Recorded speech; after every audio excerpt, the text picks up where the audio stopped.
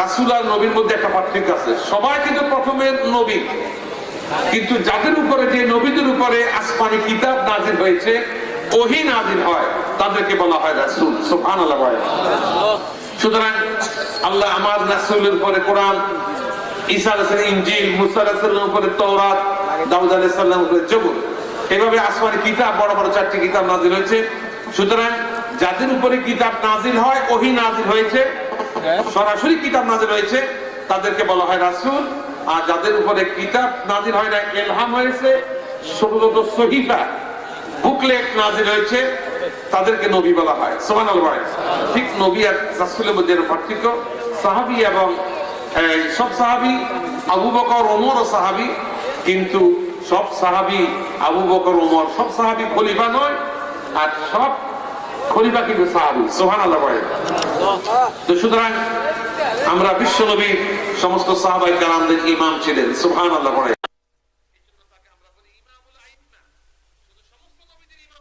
সুবহানাল্লাহ।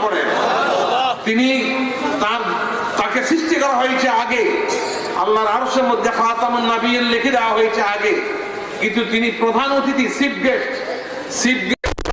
মাহফিলে পড়েন, প্রধান অতিথি মাহফিলে শেষে যায়, আগে মন্ত্রীরা যায়,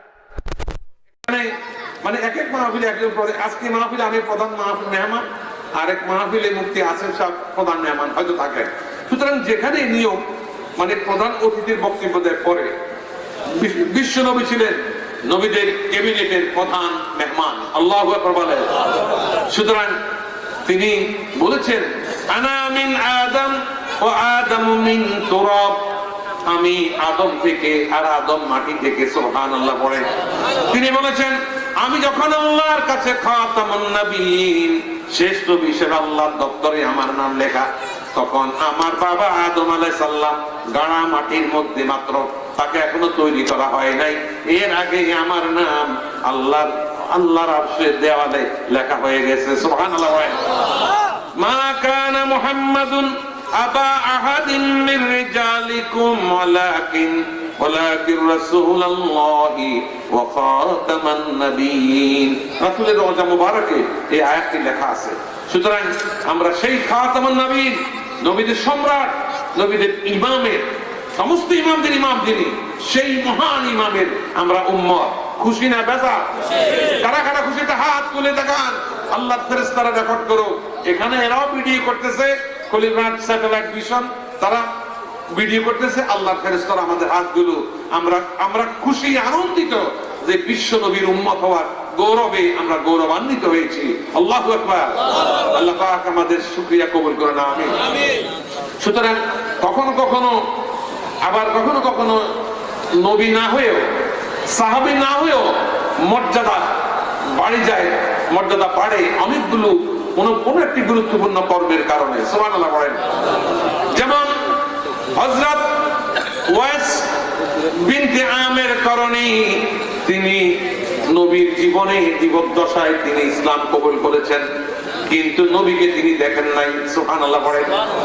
যিনি নবীর জীবন্ত অবস্থায়, নবীর জীবদ্দশায়, জীবিত অবস্থায় যিনি ইসলাম কালমা পড়ে ইসলাম কবুল করেছেন এবং নবীকে সচক্ষে দেখেছেন, তাদেরকে বলা হয় সাহাবী। সুবহানাল্লাহ বলেন। তাদেরকে কি বলা হয়? যিনি নবী উপস্থিত, তিনি কালমা পড়েছেন এবং নবীকে চোখেও দেখেছেন, নবীর কাছে গিয়েছেন, দেখা সাক্ষাৎ হয়েছে, তাকে বলা হয় সাহাবী। সুবহানাল্লাহ বলেন। হযরত ওয়াস কুরুনি, এটা আমার নাম সবাই জানি, তিনি ইয়েমেনের কারণ নামক একটি শহরে জন্মগ্রহণ করেছেন। বিনতে আমের, বিন আমের, বিন আমের মানে আমেরের পুত্র। ওয়াস কুরুনি আমরা চিনি, ওয়াইস বিন আমের কারণে তিনি নবীর জীবদ্দশায় শুনে শুনে কালমা পড়েছেন। যেমন ১৫০০ বছর পরে আমরা কালমা পড়েছি।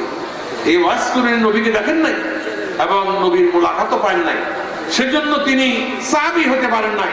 নবীর জমানায় ইসলাম কবুল করো, তিনি সাহাবীর মর্যাদা লাভ করেন নাই। তিনি নবী বলেছেন ওয়াইস কুরুনি, তিনি রাসূল তাকে দেখেন নাই, তবুও রাসূল বলেছেন ওয়াইস কুরুনি হচ্ছে শ্রেষ্ঠ তাবী, যে যারা সাহাবীদেরকে দেখেছে তাদেরকে তাবেঈ বলা হয়। সুবহানাল্লাহ বলেন। সাহাবী তাদেরকে বলা হয় যারা নবীকে দেখেছে, রাসূলকে দেখেছেন, তারা সাহাবী। আবার সাহাবীকে দেখেছেন, রাসূলকে দেখেন নাই, সাহাবীকে দেখেছেন, তারা হচ্ছে তাবেঈ। ওয়াসকুরুনি ছিলেন শ্রেষ্ঠ একজন তাবেঈ। সুবহানাল্লাহ বলেন। আল্লাহর নবী তিনি হযরত ওমরকে একদিন বলেছিলেন, ও ওমর, যদি কোনদিন ইয়েমেনের ওয়াসকুরুনি নামক এই ব্যক্তিকে দেখা পাও, তার কাছ থেকে তুমি দোয়া নিও। সুবহানাল্লাহ বলেন। ওমরের মতো যে ওমর দোয়া করলে কবুল হয়, সে ওমরকে বলছেন সেকেন্ড ক্যালিফ অফ দি ইসলাম, ইসলামের দ্বিতীয় খলিফা। ওমরের আতঙ্কে বাতিল থরথর করে কাঁপতো। ওমর যদি একটু ঘুমের মধ্যে লড়াচড়া করতো, কাফেরদের হাতের তরবারে জর্জর করে জমজম করে ঝরে পড়ে যেত ওমরের ভয়ে। ওমর ছিল খেয়ারুকুম ফিল জাহিলিয়াতি খেয়ারুকুম ইসলাম। ওমর ছিল বাতিলের আতঙ্ক। আল্লাহু আকবার বলেন। আজ পৃথিবীতে ওমরের দরকার, আমাদের বাংলাদেশেও একজন ওমরের দরকার। কথা ঠিক কিনা বলে? একজন ওমর হলে এই বাংলাদেশ সেই খোলাফায়ে রাশেদার যুগের মতো সোনার মদিনার মতো বাংলাদেশ হয়ে যাবে সোনার মদিনা। সুবহানাল্লাহ। আল্লাহর নবী বলেছেন, এ ওমর, যদি কোনদিন ইয়েমেন থেকে যারা আসবে তাদের মধ্য থেকে ওয়াসকুরুনিকে তালাশ করিও, যদি ওয়াসকুরুনিকে পাও তাহলে তার কাছে দোয়া নিও। সুবহানাল্লাহ পড়ে। হযরত ওমর বলছেন, ইয়া রাসূলুল্লাহ, কেন তার কাছ থেকে দোয়া নিব? তিনি তো সাহাবীও, তিনি আরো পরে। আল্লাহ রাসূল বলছেন, ওয়াসকুরুনি ইসলাম কবুল করেছে, কিন্তু আমার সাথে তার দেখা হয়নি, আমার সাথে কোনো যুদ্ধে সে অংশগ্রহণ করতে পারে নাই, কিন্তু সে তার মায়ের এত ভক্ত ছিল, মায়ের খেদমত এত করছিল, অতি ভক্তি মা, মাকে এত বেশি শ্রদ্ধা সম্মান করত।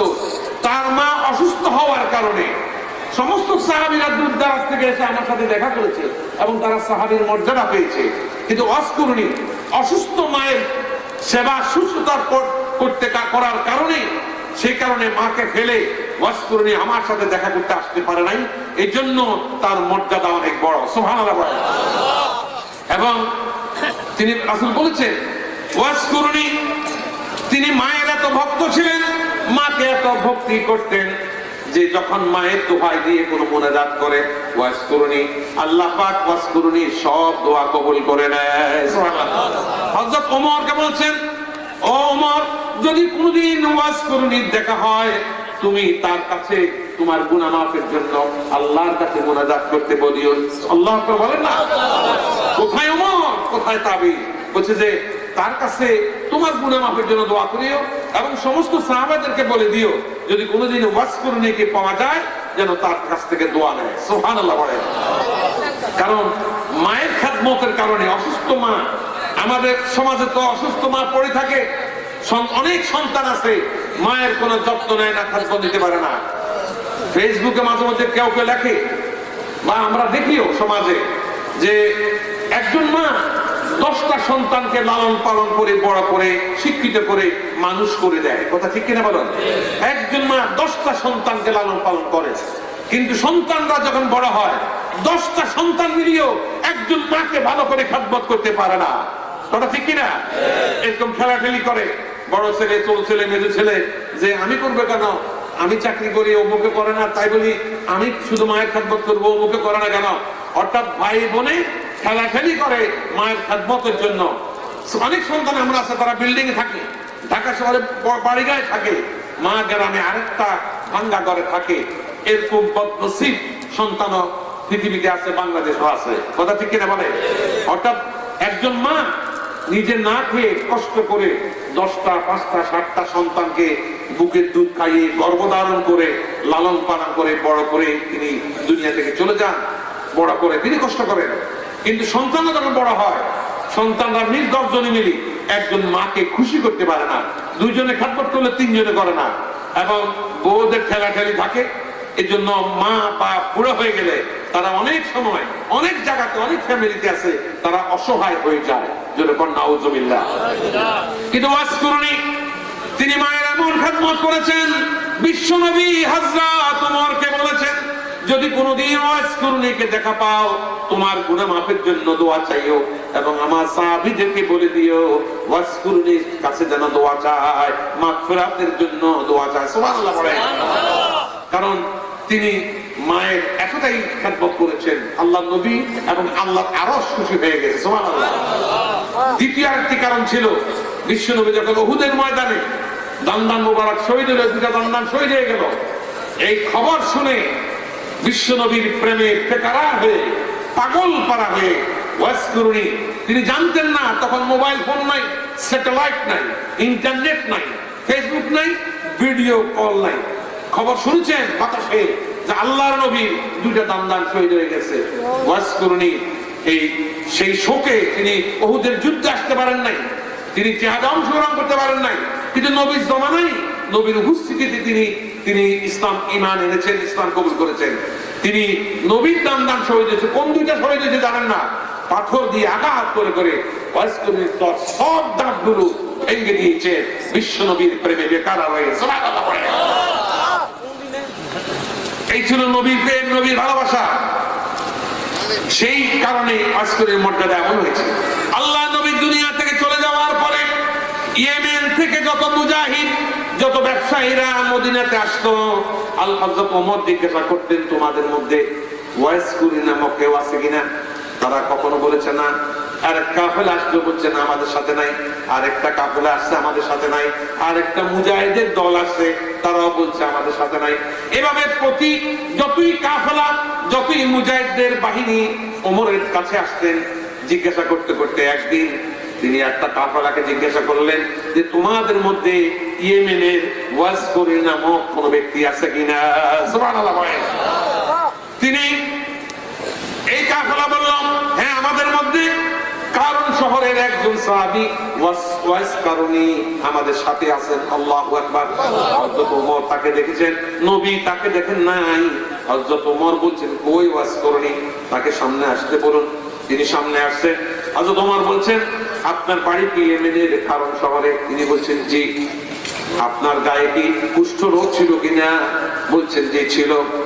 এখন একটা মুদ্রা পরিমাণ, স্বর্ণ মুদ্রা পরিমাণ জায়গা ছাড়া সব শরীরটা আপনার ভালো হয়ে গেছে, কিন্তু শরীরের একটা জায়গাতে কুষ্ঠ রোগের দাগ এখনো আছে কিনা? ওয়াজকুরুনি বলল আছেন। সুবহানাল্লাহ। তিনি বলছেন, ওয়াজকুরুনি বলছেন আপনি কিভাবে জানেন?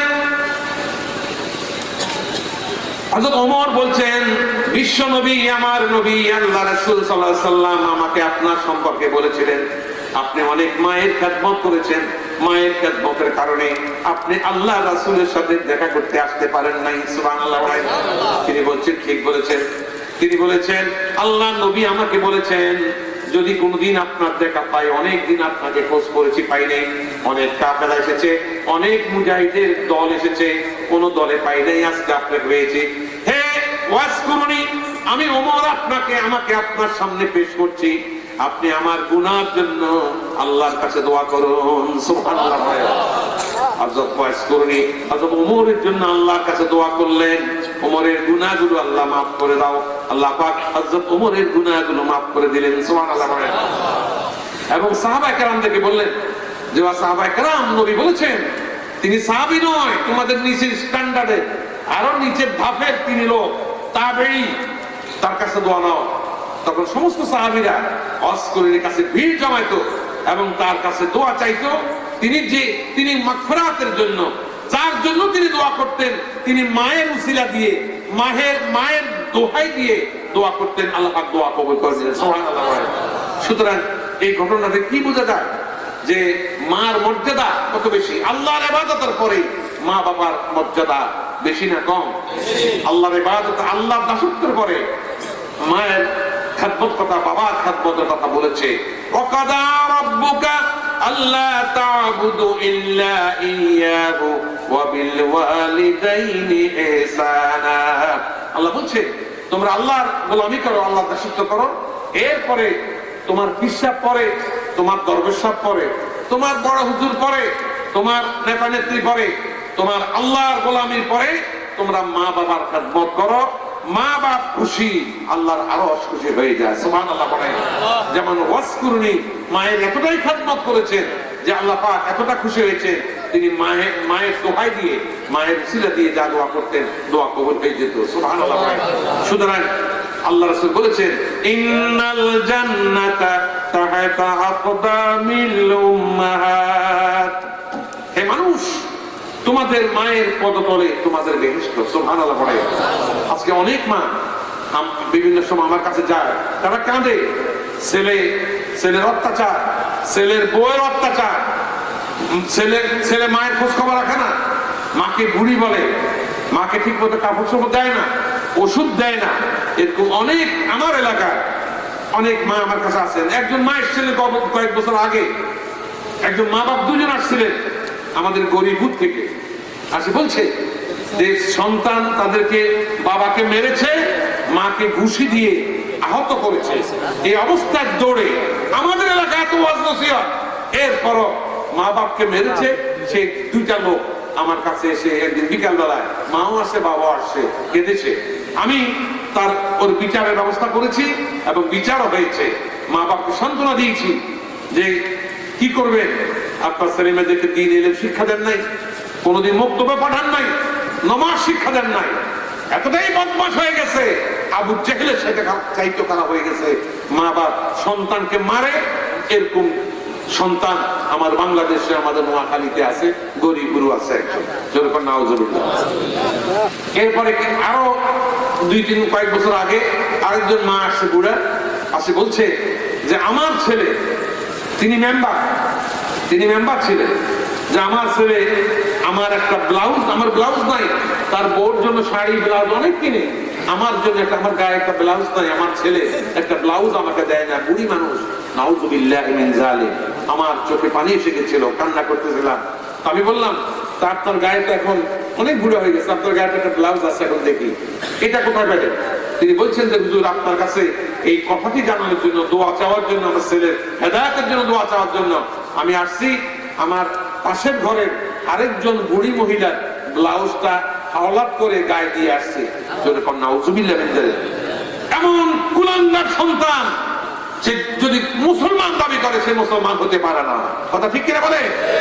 ইমানের দাবি করলে ইমান হতে পারে না। রাসূল বলেছেন, হুমা জান্নাতুকা ওয়া নারুকা। মা বাপ তোমার বেহেশত, মা বাপ তোমার দোজখ। মা বাপ খুশি, আল্লাহ পাক খুশি, আল্লাহ তোমাকে জান্নাত নসিব করে দিবেন। মায়ের পায়ের নিচে জান্নাত, মায়ের পদতলে জান্নাত। ইন্নাল জান্নাতা তাহতা আকদামিল উম্মাহাত। আমরা কি জানি মায়ের পায়ের নিচে বেহেশত, কিন্তু এমন মা যে 10টা সন্তানকে পালন করে, আর সন্তান মাকে পালন করতে পারে না, একটু দুধ খাওয়াইতে পারে না, একটু যত্ন নেয় না, বুকের চামড়া সেলাই করে দিয়ে, চামড়া দিয়ে জুতা সেলাই করে দিলে মায়ের 2 বছরের দুধের হক আদায় করা সম্ভব হবে না। কথা দেখতে না বলে? সুতরাং আমার যুবকেরা, আমি কথা তো বাড়িতে আরো বলার সময় নাই, যুবকেরা যাদের ঘরে মা আছে, মায়ের কাছে তুমি যদি চেয়ারম্যান হও, তুমি যদি এমপি হও, মায়ের পা ধরে ক্ষমা চেয়ে নাও। কোনদিন বেয়াদবি করেছ, কোনদিন চোখ রাঙিয়েছ, কোনদিন ধমক দিয়েছ, মা বাবার কাছে ক্ষমা চাইতে কোনো অসুবিধা আছে? কোনো লজ্জা আছে? কারণ মা বাপ রাসূল বলছেন যে 3 জনের দোয়া কবুল হয়। একটা হচ্ছে মুসাফিরের দোয়া, যখন কোন মুসাফির কোন এলাকা যায়, তিনি যদি দোয়া করেন, সে দোয়া কবুল হয়। আরেকজন হলো মজলুম, যার উপরে জুলুম করা হয়েছে। কোন মজলুম যদি বলে, আল্লাহ বিনা অপরাধে আমাকে মামলাতে জড়ানো হয়েছে, আমার কোনো অপরাধ ছিল না, কিন্তু আমাকে মামলাতে জড়িয়ে আমার লক্ষ লক্ষ টাকা খরচ হয়ে গেছে, আমি নির্দোষ ছিলাম, আমাকে মামলাতে জড়িয়েছে। আল্লাহ, আমি মজলুম, এই মজলুম যদি দোয়া করে, বা আমার জমি দখল করেছে, আমার গাছের ডাব চুরি করেছে, আমার গরুটা নিয়ে গেছে, আমার ক্ষেতের মধ্যে থেকে আমার পানির মোটরটা নিয়ে গেছে, কোন মজলুম যদি দোয়া করে, আল্লাহ পাক, আল্লাহ রাসূল বলেছেন, মজলুম আর আল্লাহর মধ্যে কোনো পর্দা নাই। মজলুমের ফরিয়াদ আল্লাহর সাথে সাথেই কবুল করে। সুবহানাল্লাহ। এইজন্য আল্লাহ নবী বলেছেন, তোমরা মজলুমের বদদুয়াকে ভয় করো। আজকে মজলুম, তিনি হয়তো তোমার বিরুদ্ধে কোনো প্রতিবাদ করতে পারেন না, তোমার বিরুদ্ধে কোনো মামলা করার ক্ষমতা তার নাই, তোমার বিরুদ্ধে একটু শব্দ করার ক্ষমতা নাই। কিন্তু মজলুম গভীর রাত্রে, রাতের আঁধারে চোখের পানি ফেলে ফেলে আল্লাহ দরবারে তোমার বিরুদ্ধে নালিশ করতেছে। কিয়ামতের দিন তোমার হাতে হ্যান্ডকাপ লাগানো হবে, তোমাকে গ্রেফতার করা হবে। কোন মজলুমের বিচার, মজলুমের জুলুমের জবাব দেওয়া ছাড়া 1 ইঞ্চিও কে লড়তে পারবে না, কোনো সাহায্য পাবে না, কোন শক্তি, কোন অস্ত্র, কোন গোলা বারুদ, কোন নেতা, কোন কমান্ডো বাহিনী কেউ তাকে রক্ষা করতে পারবে না। আল্লাহ কোরআনে বলেছেন, ওয়ামালিজ জালিমিনা মিন নাসির।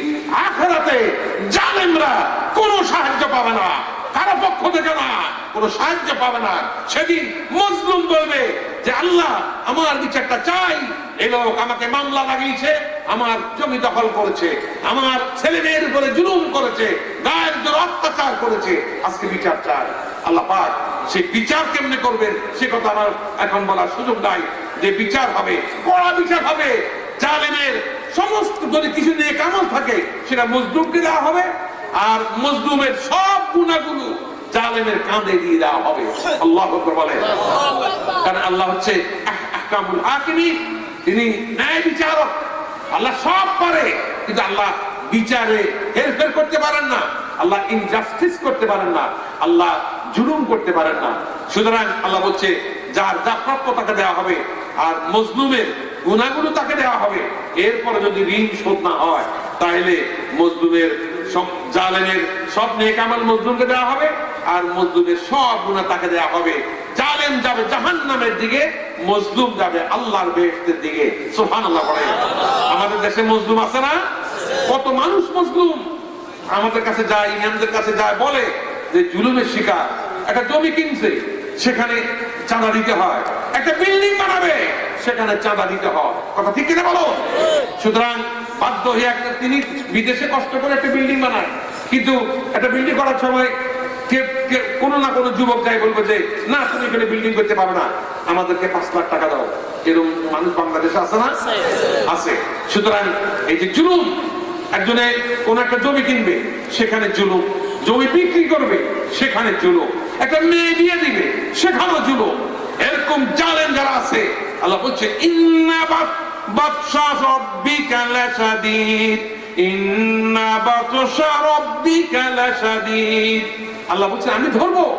ইন্না রাব্বাকা লাবিল মিরসাদ, আমি ঘাঁটিতে অপেক্ষায় আছি, আমি ধরবো তোমাদেরকে, এবং এক চুল নড়তে পারবে না জবাব দেওয়া ছাড়া। ইন্না ইলাইনা ইয়াবাহুম সুম্মা ইন্না আলাইনা হিসাবাহুম। আল্লাহ বলছেন হে মানুষ, আমাকে ভুলে যেও না, ওয়ালা তাকুনু কাল্লাযীনা নাসুল্লাহ, তোমরা ওই সমস্ত লোকদের মতো আমি আল্লাহকে ভুলে যেও না। মনে রাখবা আমি আল্লাহকে এখন দেখো না, কিন্তু আমি আল্লাহ তোমার সব কর্মকাণ্ড আমি আল্লাহ রেকর্ড করি। আজকে জুলুম করো, একদিন তোমাকে মজলুমের সামনে আল্লাহর কোর্টের কাঠগড়াতে দাঁড়াতে হবে, সেদিন জাররা জাররা হিসাব দিতে হবে। সুতরাং রাসূল বলেছেন তোমরা মজলুম জুলুম তো করবেই না, কিন্তু মজলুম যদি মজলুম বদয়া দেয় কিনা, কোন কারণে সামান্য জুলুম হয়ে গেলে সাথে সাথে মজলুমের কাছে গিয়ে ক্ষমা চাও। ভাই আমি ভুল করে তোমাকে 2টা কিল দিয়েছিলাম, তোমাকে ঘুষি দিয়েছিলাম, আমার ভুল হয়ে গেছে, কালকে যদি আমি মরে যাই আমি তো জালেম হিসাবে মরবো, তুমি আমাকে মাফ করে দাও। সুবহানাল্লাহ। এভাবে জালেম মজলুমের কাছে ক্ষমা চাইতে পারে কিনা? ক্ষমা চাইতে পারে, এবং ক্ষমা করলে আল্লাহ বলছেন যে মজলুম যদি ক্ষমা করে দেয় আল্লাহ ক্ষমা করে দিবে। সুবহানাল্লাহ। আল্লাহ হক, আল্লাহ মাফ করে দিবেন। কেউ নামাজ পড়ছে 2 ওয়াক্ত, 3 ওয়াক্ত কাজা হয়েছে, রোজা একটা ভাঙি ফেলছে, জীবনে যৌবন কালে অনেক ইবাদত করতে পারে নাই, কিন্তু সে যদি আজকে বুড়া হওয়ার পরে বলে আল্লাহ আমার অনেক ইবাদত তো কসুর হয়েছে, আমি তোমার কাছে মাফ চাই, আমার কত ওয়াক্ত নামাজ কাজা ছিল আমি জানি না, আমি কতটা ডাব চুরি করেছি, যৌবন বয়স আমি ভুলে গেছি, আমি পরীক্ষা নকল করেছি, আমি ভুলে গেছি, আল্লাহ আমাকে মাফ করে দাও। আল্লাহ বলছেন আমার কাছে যদি ক্ষমা চাও, ওয়াগফির লাকুম যুনুবাকুম, আমি আল্লাহ তোমাকে ক্ষমা করে দেব। ওয়া কানাল্লাহু গফুরুর রহিমা, আমি অত্যন্ত দয়ালু, ক্ষমাশীল এবং মেহেরবান, আমাকে আমি তোমাদেরকে ক্ষমা করে দিব। আল্লাহর কোন হক নষ্ট হইলে হকুল্লাহ আল্লাহ মাফ করে দিবেন, কিন্তু বন্দার কোন হক নষ্ট হইলে বন্দা মাফ করে না। আমি আপনার টাকার লেনদেন, আমি টাকা পাও না, আপনি দেন না, আমি যদি মাফ না করি আল্লাহ সেই টাকার লেনা দেনা লেনদেন আল্লাহ মাফ করবেন না। বন্দার হক বন্দার থেকে মাফ নিতে হবে। সেই জন্য বলেছেন যে তোমরা, আল্লাহ রাসূল বলেছেন, মজলুমের বদদোয়াকে ভয় করো, কারণ মজলুমের বদদোয়ার সাথে আল্লাহ আরশের মধ্যে কোনো পর্দা নাই, দোয়া করলে কবুল হয়ে যায়। সুবহানাল্লাহ।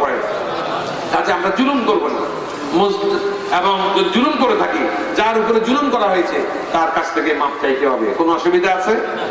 3 নম্বর হচ্ছে মা বাবার দোয়া। মা বাপ যখন সন্তানের জন্য আল্লাহর দরবারে হাত তুলে দোয়া করে, আল্লাহ পাক বলছেন, আমি মা বাবার দোয়া খালি হাত ফিরাই দিই না, সন্তানের জন্য দোয়া করলে সেই দোয়া সাথে সাথে কবুল হয়ে যায়। সুবহানাল্লাহ। কিন্তু বড় হুজুরের দোয়া, পীর সাহেবের দোয়া, অমুকের দোয়া, অমুক দরবেশের দোয়া, সেটা কবুল হইতে পারে না হতে পারে, কোনো গ্যারান্টি নাই। 3 জনের গ্যারান্টি দেওয়া হয়েছে, একটা হলে মুসাফিরের দোয়া, একটা মজলুমের দোয়া, আর একটা হচ্ছে মা বাবার দোয়া সন্তানের জন্য। এই জন্য বলছে মা বাপ এতটাই বড় নেয়ামত, এমন কোন মুনাজাত করো না, এমন কোন দোয়া করো না যে দোয়ার মধ্যে মা বাবার জন্য দোয়া নাই, সেই মুনাজাত কবুল হবে না। এই জন্য প্রত্যেক মুনাজাতের মধ্যেই আমরা পড়ি রব্বির হামহুমা কামা রব্বায়ানি, রব্বির হামহুমা কামা রব্বায়ানি সগীরা।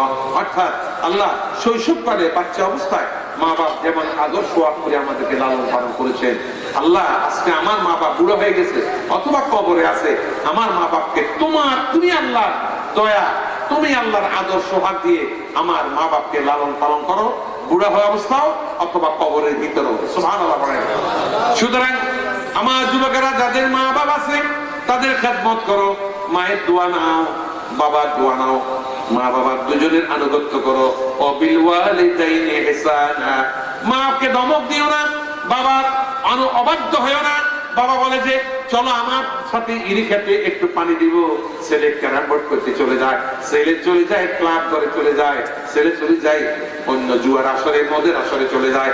খবরদার, মা বাবার সন্তানের জন্য বাবার দোয়া আগে কবুল হয়। সুবহানাল্লাহ। আল্লাহ বলছেন যে সন্তানের জন্য বাবার দোয়া আগে কবুল হয়। সুবহানাল্লাহ। আর মায়ের মর্যাদা বাবার চাইতে 3 গুণ বেশি। কখন? 3 গুণ বেশি। আল্লাহ রাসূলকে জিজ্ঞাসা করেছেন এক সাহাবী, ইয়া রাসূলুল্লাহ, আমি কার খেদমত করবো? আমার খেদমতের বেশি পাওয়ার হকদার কে? রাসূল বলেছেন তোমার মা। সাহাবী আবার বললেন এরপর কে? তিনি বলেছেন তোমার মা। আবার বলেছেন কে? বলেছেন তোমার মা। এরপরে চতুর্থবার বলেছে এরপরে আমি কার খেদমত করব? আল্লাহ নবী বলেছেন তোমার বাবা। সুবহানাল্লাহ। বাবার খেদমতের কথা একবার বলেছেন, মায়ের খেদমতের কথা 3 বার বলেছেন। সুবহানাল্লাহ। কারণ মায়ের কষ্ট বেশি, গর্ভধারণ, এরপরে বুকের দুধ পান করানো, এরপরে শীতের রাতে ঠান্ডা পানিতে শুয়ে ছেলে মেয়ে প্রস্রাব করে সেখানে শুয়ে, ভিজা কাঁথায় ভিজা শাড়িতে শুয়ে সন্তানকে বুকের উপরে আগলে রাখে যাতে করে সন্তানের কোনো ঠান্ডা না লাগে। কথা ঠিক কিনা বলে? এই জন্য আমরা বলি এই পৃথিবীতে সবার প্রিয় মধুর নাম যে মা, কি যে জাদু মা নামেতে ভুলতে পারি না, ভুলতে পারি না। এই পৃথিবীতে সবার প্রিয় মধুর নাম যে মা। ঠিক কিনা বলে? মা নাই ঘরে যার সোনার সংসার অরণ্য তার, অরণ্যেতে কাঁদি মাগো ডাকি বারে বার। আল্লাহু আকবার। যে ঘরে মা বোন মরে গেছে আজকে কালকে 1 বছর আগে, মা মরে যাওয়ার পরে ওই বাবা মরে গেল, ঘরটা এতটা বিরাট হয় না, কিন্তু মা মরে গেলে হাজারো মেহমান যদি বাড়িতে আসে ওই ঘর আলোকিত হয় না। কথা ঠিক কিনা বলে? বিদেশে যদি অসুখ হয়, কোন ছেলের জ্বর হয়, কোন দুর্ঘটনা ঘটে, বাবা খবর জানার আগে, টেলিফোনে খবর জানার আগে মায়ের অন্তরে সেই দুর্ঘটনার খবর পৌঁছে যায়। মা ছটফট করে স্বপ্ন দেখতে থাকে। মা বলে কোন একটা অসুবিধা নিশ্চয়ই আমার ছেলের হয়েছে, আমার খারাপ লাগে, আমার ঘুম হয় না। মায়ের কলিজার ভিতরে আগুন জ্বলে উঠে, মহাব্বতের আগুন, মায়ার আগুন জ্বলে উঠে। সুবহানাল্লাহ বলেন। কেউ যদি না জানে, মা কিন্তু জানে। কথা ঠিক কিনা বলেন? সুতরাং মা ছেড়ে গেছে যার, বিনা বাঁচবে কি আর, নিয়ে গেছে হাসিটুকু, রেখে গেছে হাহাকার। মা শুধু মাকে, মা বাপকে যদি কে খুশি করে মারা যায়, তার ইবাদত বন্দেগী যদি কিছুটা কম হয়, আল্লাহ পাক তাকে বেহেশত নসিব করে দিবেন। সুবহানাল্লাহ।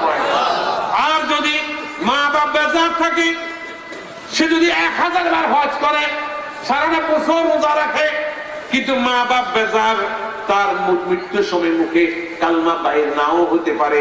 এমন উদাহরণ আছে আল্লাহ নবী সাহাবীদের মধ্যে। হযরত আরো বলেছেন আগে, হযরত আলকামা নবী সাহাবী ছিলেন, সারা দিন রাত ইবাদত বন্দি করতেন, কিন্তু মৃত্যুর সময় মুখে কালমা বাইর হয় না। নাউজুবিল্লাহ পড়ে। খবর আসলো নবীর কাছে, ইয়া রাসূলুল্লাহ, আলকামা মুমূর্ষু অবস্থা আছে, কিন্তু কলমা পড়তে পারে না। নবী সাহাবী, সুবহানাল্লাহ পড়ে। আল্লাহ নবী বলছেন, হযরত বেলালকে পাঠালেন সাথে আরো 2 জনকে দিয়ে, যাও তোমরা দেখো একটু কলমা পড়াইতে পারো কিনা আলকামাকে। তারা গেলেন, তিনি তারা তালকিন দিলেন যে পড়ুন লা ইলাহা ইল্লাল্লাহু মুহাম্মাদুর রাসূলুল্লাহ। নবী সাহাবী হওয়া সত্ত্বেও আলকামার জবানে কালমা বাইর হয় না। তারা এসে নবীকে রিপোর্ট করলেন, ইয়া রাসূলুল্লাহ, আমরা চেষ্টা করেছি, হযরত বেলাল চেষ্টা করেছে, মুখে কালমা বাইর হয় না। আল্লাহ নবী বলছেন, আলকামার মা বাপ কেউ জীবিত আছে কিনা?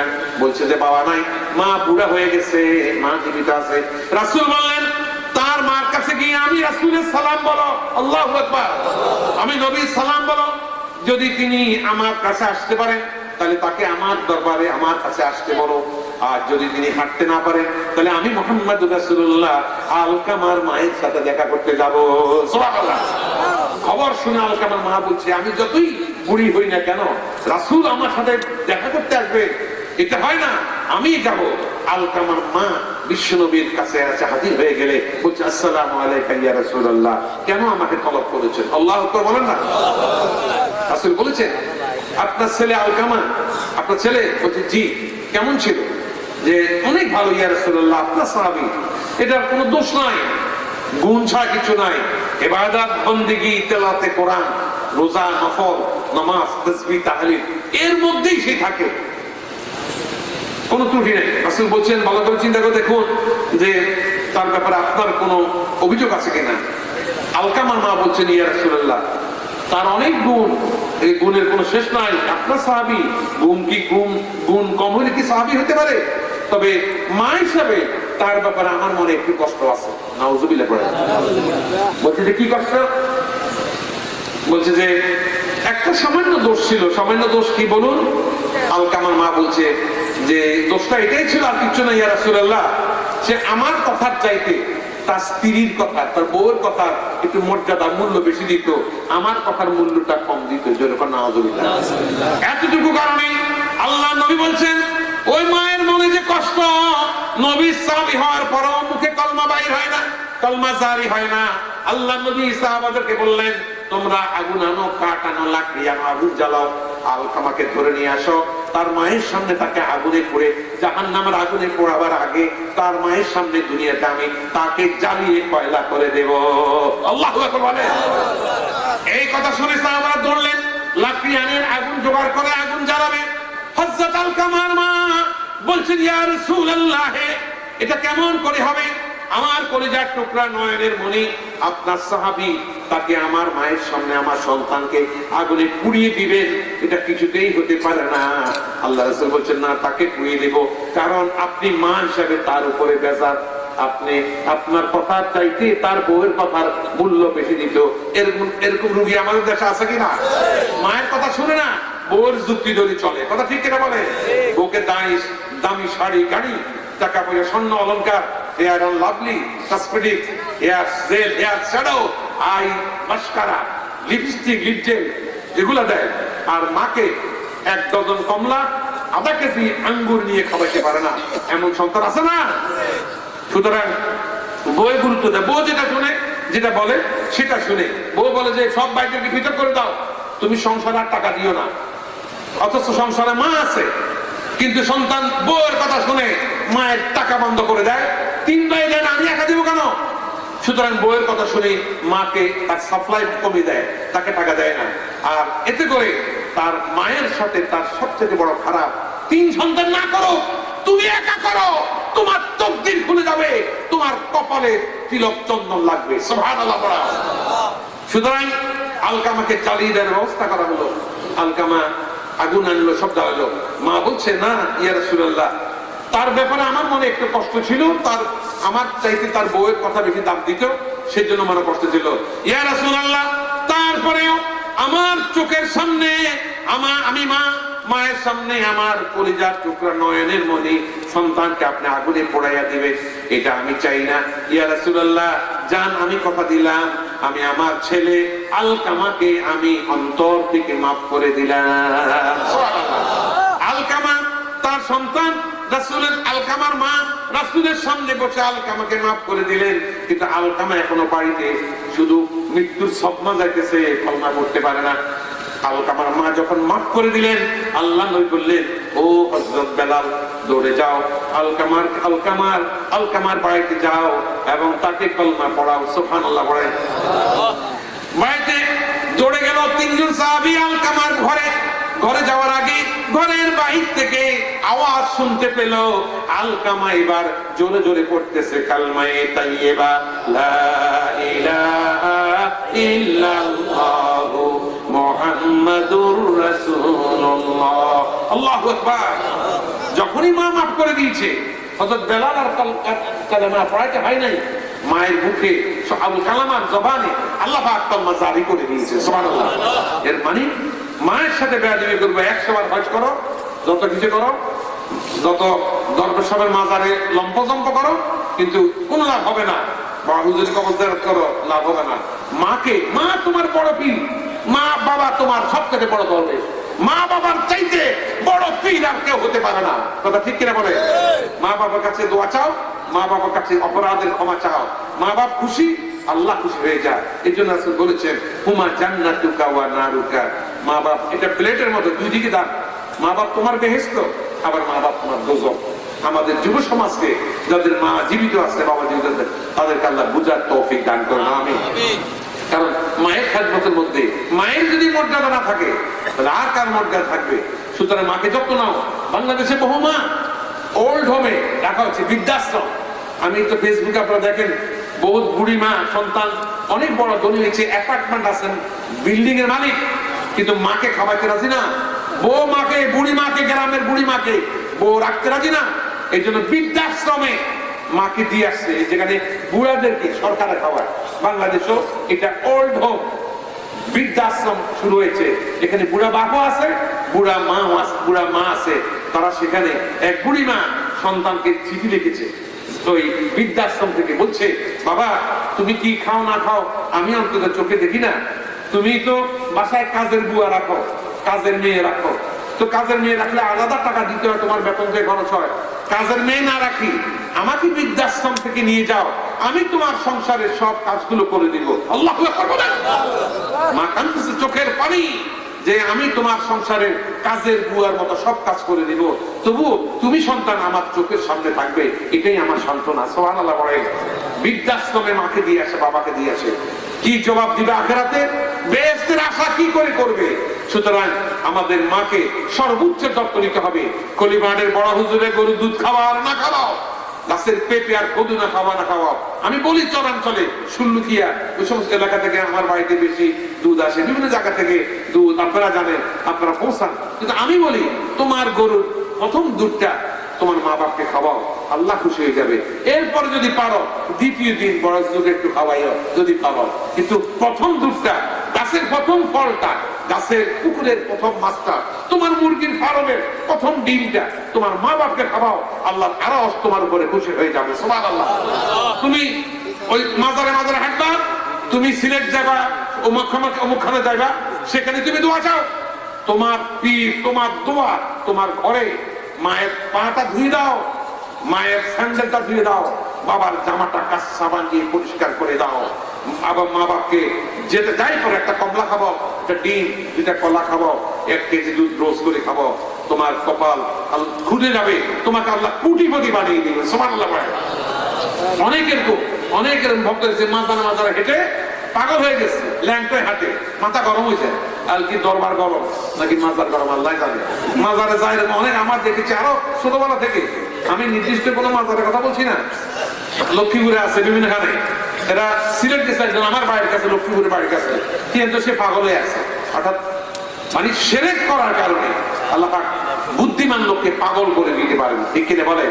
সুতরাং আমাদের পিতা, আমাদের মা, আমাদের পীর, আমাদের বাবা, তাদের দোয়া নিলে আর কিছু লাগবে না। সুবহানাল্লাহ। আর যাদের মা বাপ জীবিত নাই, আল্লাহ রাসূল বলেছেন শুক্রবারে জুমার দিন তোমার মায়ের কবর জিয়ারত করো, তোমার বাবার কবর জিয়ারত করো, তোমার মা বাবার জন্য দোয়া করো, একবার সূরা ফাতিহা পড়ো। মায়ের কবরের কাছে গিয়ে লাফালাফি করিও না, লাফদি আল্লি কেন করো, জিকির যেমনে খোদা রাজি হয়। জিকির করে, জিকিরের মধ্যে গামছা পড়ে গেছে, কয় ইল্লাল্লাহ, গামছা করি, আর জনে কয় একটু গামছা ইল্লাল্লাহ, এরকম জিকির করিও না, লাফালাফি নয়। আল্লাহ বলছেন ওয়াসাব্বিহুহু বুকরাতাও ওয়াসিলা, তোমরা সকাল সন্ধ্যায় আল্লাহ তাসবিহ করো, সুবহানাল্লাহ, আলহামদুলিল্লাহ, লা ইলাহা ইল্লাল্লাহ, সুবহানাল্লাহ, আলহামদুলিল্লাহ, লা ইলাহা ইল্লাল্লাহ। এই জিকিরগুলো আমি এখন যে বললাম, এটা দিয়ে একবার আরো বহুত জিকির তো বলি, আমার মসজিদে তো বলি, সুবহানাল্লাহ, আলহামদুলিল্লাহ, লা ইলাহা ইল্লাল্লাহ, আল্লাহু আকবার পড়ো। আল্লাহ বলছে যে ব্যক্তি একবার, কেবলমাত্র একবার, only one time যদি বলে সুবহানাল্লাহ, আলহামদুলিল্লাহ, লা ইলাহা ইল্লাল্লাহ, পুরুষে পড়ো আর মহিলারাই পড়ো, রাসূল বলছেন তার মাথার উপর থেকে আকাশ পর্যন্ত পুরো খালি জায়গাটি রহমত দিয়ে কানা কানায় ভর্তি করে দেয়। সুবহানাল্লাহ। এই জিকিরগুলো, তাসবিহগুলো করবেন, এটাই আপনার বড় ইবাদত। তারপরে হাঁটতে হাঁটতে, গাইতে গাইতে গুনগুন করে দুরূদ পড়েন, আল্লাহুম্মা সাল্লি আলা সাইয়্যিদিনা মাওলানা মুহাম্মদ ওয়া আলা আলি সাইয়্যিদিনা মাওলানা মুহাম্মদ। একবার পড়বেন, 10 বার না রহমত নাযিল হয়। আর নবীর উপরে দুরূদ তো আমরা পড়ি না, আল্লাহ নিজে দুরূদ পড়ে, আল্লাহর ফেরেশতারা দুরূদ পড়ে। সুবহানাল্লাহ। পড় না আল্লাহ। আপনারা তো এখন মাত্র 12টা বাজে, আমি তো গত বৃহস্পতিবার, গত শুক্রবারে, আজকে শুক্রবার, গত শুক্রবারে চাঁদপুরে একদম গরিবুর দাউদকান্দির কাছে কচুয়া থানার উত্তর মাথা মাহফিল করে আসছি। মাহফিল বিকেল থেকে শুরু হয়েছে, পরের দিন সকাল পর্যন্ত। আমি সন্ধ্যায় একবার গিয়ে, মানে এশার নামাজ পড়ে স্টেজে গিয়ে 11টায় আমি প্রোগ্রাম করি, উদ্বোধন করে আসলাম। ঢাকার একজন শিল্পী মশিউর রহমান, ইউটিউবে আপনার তার গান শুনবেন, শিল্পী মশিউর রহমান এসেছেন, তিনি গান গাইলেন। মাহফিল কি পরিমাণ জমজমাট ছিল। এরপরে ফজরের সময় উনি আরেকটা মুনাজাতমূলক গান গাইলেন, আমি বয়ান করলাম, মুনাজাত দিলাম। এবং আগামী বছর মাহফিলের জন্য 20 কেজি 30 কেজি করে আমার মনে হয় যে 20-30 পণ গোশত হয়ে গেছে। চাল, ডাল, আটা, ময়দা, তেজপাতা, আদা, পেঁয়াজ, রসুন, আগামী বছরের জন্য সেটা কালেকশন হয়ে রেখে আসলাম। সারা রাত মাহফিল, লোকেরা জেগে থাকে। আমাদের এখানে 12টা বাজলেই, রাত 12টা বাজলে আমাদেরও ইমানের 12টা বাজে যায়। কথা ঠিক কিনা বলেন? আমি শেষ করবো। সুতরাং এই মা জিকির করবেন, মা বাবার কবরের কাছে গিয়ে বলবেন, আমি কোন মাহফিলে তো যাই না, আমার আব্বা আম্মার কবর জিয়ারত না করে, আজ তো মাগরিব পড়ে, আমার এরা জানে মাগরিব পড়ে যেখানে যাই, আমার আব্বা আম্মার কবর জিয়ারত করে রুহানি খাওয়ার জন্য যাই। আপনি অন্যের জিয়ারত করেন, অন্য পীরের জিয়ারত করেন, এটা পারলে করবেন, কিন্তু নিজের মা বাপকে না, মা বাবার জিয়ারত করে না। সিলেট গিয়ে জিয়ারতের কোনো মূল্য নাই। মা বাবার জিয়ারত করে না, শাহপুরান শাহজালালের মাজার জিয়ারত করে কোনো লাভ হবে না। ফদুয়া গিয়ে কোনো লাভ হবে না। তোমার মা, তোমার পীর, তোমার দোয়া, তোমার রহমত এখানে। সুতরাং আল্লাহ রাসূল বলেছেন, শুক্রবারে তোমরা মা বাবার কবর জিয়ারত করো, কবরের পাশে দাঁড়াইবে, আসসালামু আলাইকুম ইয়া আহলাল কুবুর মিনাল মুসলিমিনা ওয়াল মুসলিমাত, জানেন। এরপরে সূরা ফাতিহা একবার পড়ে, আলহামদুলিল্লাহি রাব্বিল আলামিন। আর কিছু না পারে কুল হুয়াল্লাহু পারেন, কুল হুয়াল্লাহু পারেন না, কুল হুয়াল্লাহু আহাদ আল্লাহুস সামাদ লাম ইয়ালিদ ওয়া লাম ইউলাদ ওয়ালাম ইয়াকুল্লাহু কুফুয়ান আহাদ। কুল আল্লাহ সূরা, সূরা ইখলাস, এটার মর্যাদা তো আপনি যদি 3 বার পড়েন আপনার আমলনামায় 1 খতম কোরআন শরীফ লেখা সওয়াব দেখা হয়। আমিও পড়ি, আপনার কবরের কাছে গিয়ে জিয়ারত করেন, 3 বার কুল আল্লাহ পড়েন, একবার আলহামদুলিল্লাহ পড়ে, আর একটু দূরে শরীফ পড়ি, পশ্চিম দিকে ফিরি, কবরের দিকে না। কবর যদি পশ্চিমে থাকে তাহলে খুব দাঁড়ালে অসুবিধা নেই, কিন্তু সাধারণত ক্যাবলার দিকে ফিরি মুনাজাত করবেন, কবরের দিকে না। কবলার দিকে ফিরে মুনাজাত করবেন এবং সেখানে আপনি দোয়া করেন, আল্লাহ আমার মা বাবাকে ক্ষমা করে দাও। মা বাবার কবরের কাছে গেলে আপনার নিজেরও মৃত্যুর কথা স্মরণ হবে। আপনি যদি আজকে মা বাবার কবর জিয়ারত না করেন, আপনি মরে গেলে আপনার কবর উপরে হয়তো কুকুর চড়বে, ছেলে মেয়েরা খেয়ালও করবে না। কথা ঠিক কিনা বলে?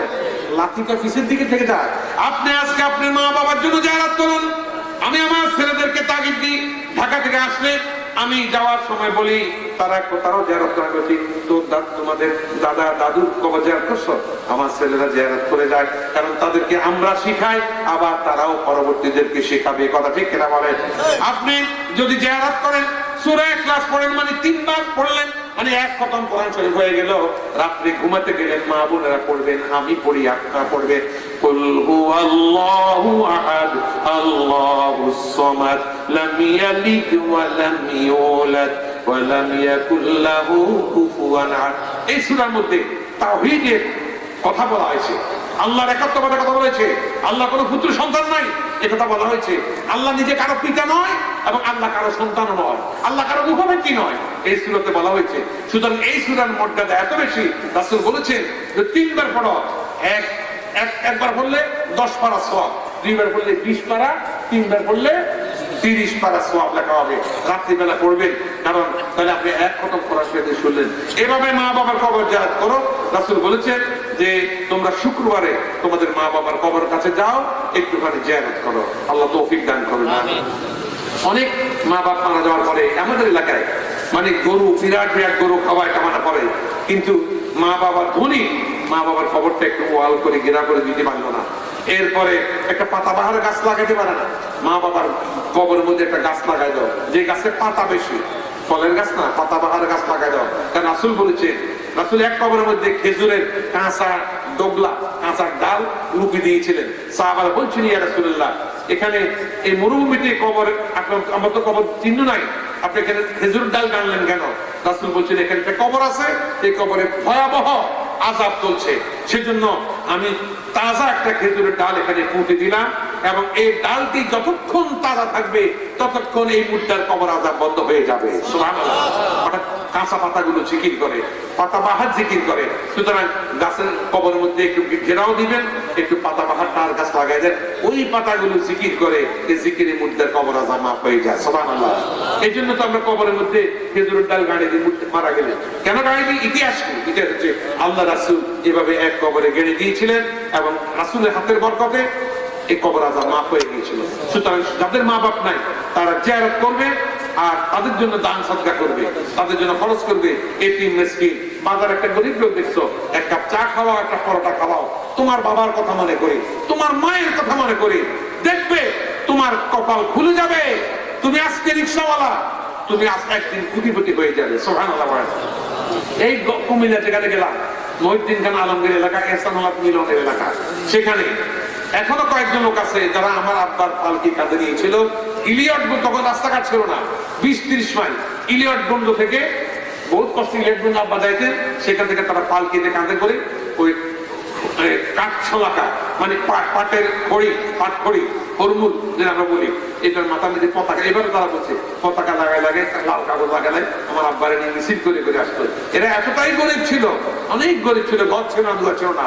আজকে আমি সেই, এটার নাম জায়গা না, সাঁচারের উত্তরে গবরখোলা নাম, আলু উৎপাদন, এত আলু হয় মানে মাটিতে। যখন সকালবেলা আমি গেছি, আমি যাই, এবার একটু মাহফিল আগে হয়েছে, আর একটু পরে গেলে ফাল্গুন মাসের দিকে 15 তারিখের দিকে দেখা যায় নাঙ্গল টানে স্বর্ণের খনির মতো গোলালু বের হয়। সুবহানাল্লাহ। কে দিয়েছে? আল্লাহ। এই পাহাড় গাছ গাছালি নীল ঝরনার গান, জানি গো প্রভু, জানি যে শুধু, জানি গো প্রভু